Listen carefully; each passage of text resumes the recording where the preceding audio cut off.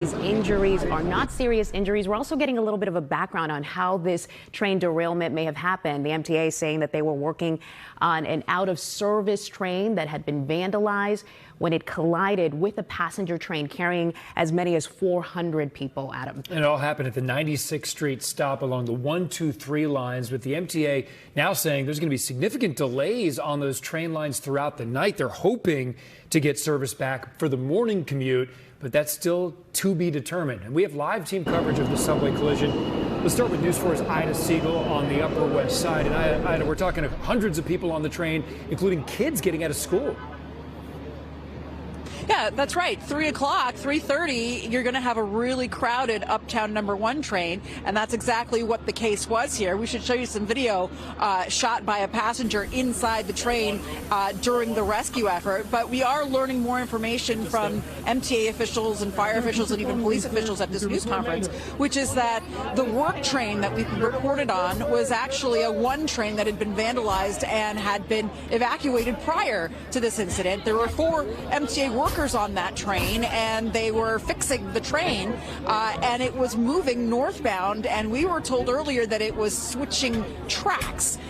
A northbound number 1 train that had as many as 400 passengers on it was also headed in that same direction, and the 2 trains bumped, as the MTA put it, side by side, and that caused an enormous bang and jolt for all of those passengers on the train. Man we spoke with told me that he flew across the car he was in and hit a toddler in a stroller. The toddler is okay, but it was frightening for everybody, and he described the harrowing scene. Take a listen. When we hit that other subway, we all went flying, and there were sparks. You could see like fire and sparks on the side windows. It quickly filled up with smoke, and everybody was yelling to open the windows. So everybody worked together to get the windows open. People panicking, lots of tears. People were scared. It was a really scary situation. Our car was completely tilted, so we were at a diagonal, even just standing and waiting the like 20, 30 minutes that we were down there. I'm not sure how long we were down there in the end, but we were actually standing at an angle. You could see the subway car to our right that we hit had buckled in seats, so clearly we did collide with that car, which was pretty much touching our car. Our window was to their window of the other car, but there were no passengers in the other car. So what?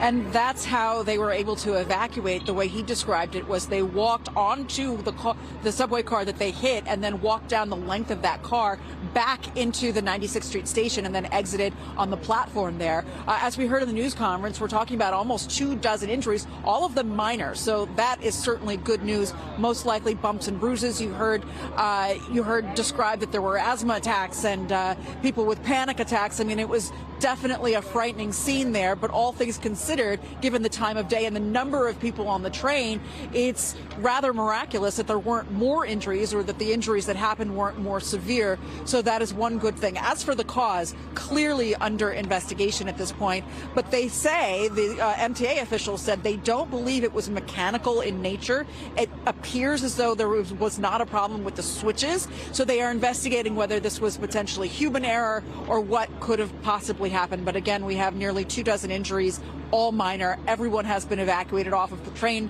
that derailed and the train behind it. And of course, we do not have train service running either north or southbound on the 1, 2, or 3 trains. That's the latest reporting live from the Upper West Side. Back to you guys. Okay, no serious injuries. Good to hear. Ida Siegel, thank you so much. Let's get to News 4's Andrew Siff live in Queens to give some context about the train derailment and the significant interruptions that commuters can now expect. Andrew? Right. The first thing you should focus on is the word derailment. You heard the transit president say it. You heard emergency officials say it. So if indeed there was an actual derailment and the train is off the rails, the challenge for restoring service is they have to re-rail the train.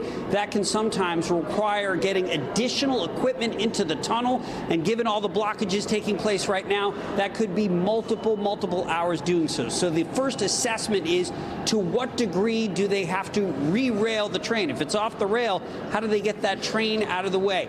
The second thing they're going to be looking at investigation-wise is what happened to that lead train. Remember, the initial report that came out that this was some kind of a work train turned out not to be the case, as the train transit president said he describes it as a vandalized train. At the very least, it appears that somebody pulled the emergency brake. That used to be thought of as a prank, but MTA officials and police don't take it as a prank these days.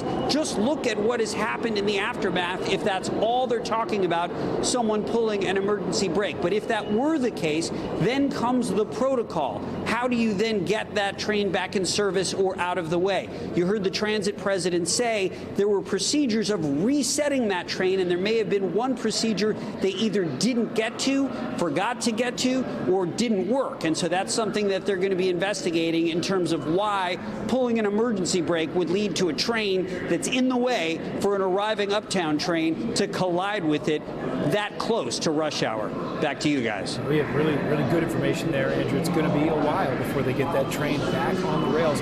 Thank you so much. Let's go back now live to the scene on the Upper West Side. News 4's Checky Beckford is there with some new video. And I know there were no serious injuries, but serious scare for the passengers on that train, Checky.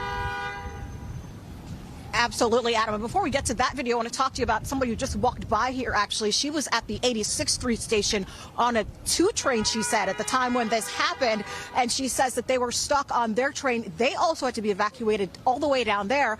And she actually showed me video of people who were on the tracks, who'd gotten off her train, got on the tracks so that they could get up onto the platform. And we'll have some of that video for you later. But I want to right now talk to the woman that we talked to who was actually on that one train when it hit that other train, when it hit the train that was out of order. She talked about how she fell to the ground, hit her head, and thought she wasn't going to be able to make it off of the train. That's how intense the situation was. I'm going to step out of the way here so you can see the situation at 95th Street at the back end of the station here, where emergency service vehicles are blocking off the roadway right now.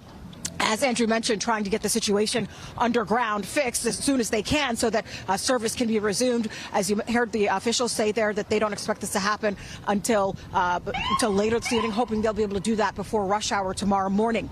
Now, people on the train tell us that they actually smelled smoke as it began to fill the train cars. One woman said that she basically had hit her head and she saw blood on the ground. So when she heard that there were only about two dozen people who had been injured, she was very surprised about that, and that there were no major injuries. She called it a miracle because it sounded, she said, like a bomb had gone off, and that many more people had been hurt, she thought. But of course, just again, great news that not so many people had any serious injuries.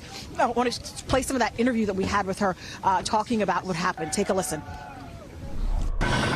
Everyone fell, everyone flew. Our train got slanted, so everyone was kind of holding on. I fell to the floor, I hit my head on the window, and people were just dropping stuff. Everyone was scared, and we were looking directly across to the other train. That train was basically crushed, kind of like this in half, and the floors were messed up. Everything, gas started leaking outside and coming inside the train. Everyone was covering their mouths because you just couldn't breathe. It was nasty air. Just a harrowing experience right there, and you can imagine, and you saw some of that video of firefighters actually prying open the doors and the windows trying to get people out of that situation. And she mentioned too how just kind of surreal it was that she had to go through the train that was hit, had to go through that inoperable train with the floors buckled the way it was, just to be able to get safely from her train to the platform, because of course they could not go on the tracks. They don't want them on the tracks. So just a harrowing experience for so many people today, and of course it's causing all kinds of fallout this evening through the evening rush and possibly into tomorrow morning as well. We're live on the Upper West Side. Checky Beckford, News 4, New York.